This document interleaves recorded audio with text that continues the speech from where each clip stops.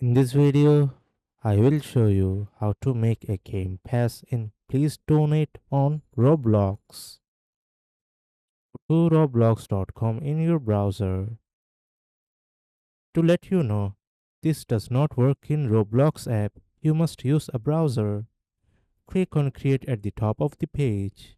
If you are redirected to a landing page, type create.roblox.com in your browser or click Dashboard. In the Creation section, locate your game or experience.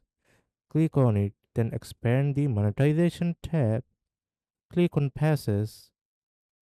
Click Create a Pass. Upload an image. Enter a name for your pass. Add a description for your pass. Then click Create Pass. Now click on the game pass you just created. Select Sales from the left hand menu.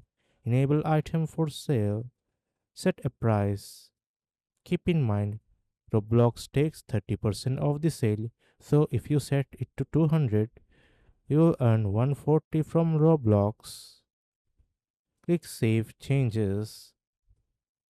Now, open Please Donate in Roblox.